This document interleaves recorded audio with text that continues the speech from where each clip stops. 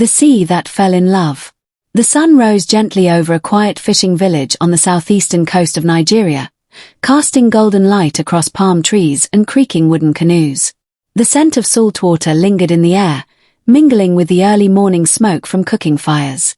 Among the fishermen preparing for the day was Daniel, tall, broad-shouldered, dark-skinned, and quiet by nature.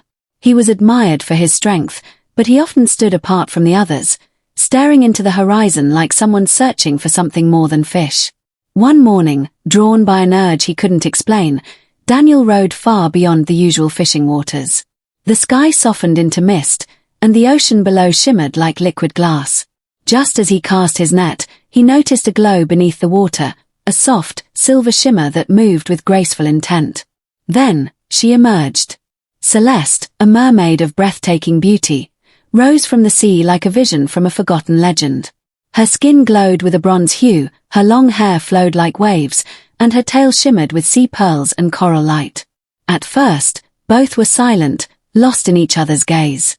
But over time, their meetings grew into conversations, laughter, and a bond deeper than the ocean itself. They met often beneath the moonlight, away from the curious eyes of the village. Celeste spoke of her world below, full of music, wisdom, and peace, and Daniel shared tales of land, love, and loneliness. They warned each other of the risks their connection carried. Celeste especially feared exposure, for her world thrived on balance, and humans were known to disturb it. One evening, caught up in excitement and ego, Daniel shared whispers of his secret with the village men over palm wine. He didn't mean harm, only to impress. But in a place where stories spark suspicion, word spread quickly. Soon, villagers gathered near the beach, nets in hand, ready to see this fishwoman for themselves. Celeste appeared, expecting only Daniel. But when she saw the crowd, fear and betrayal flashed in her eyes. The sea stirred, clouds gathered, and a powerful sea spirit named Elias, guardian of the deep, rose in defense of one of his own. Daniel rushed forward, apologizing, shielding Celeste from the frightened villagers, and begged for forgiveness. Elias, ancient and wise, paused. He saw truth in Daniel's heart, not greed, but human weakness, tangled with real love.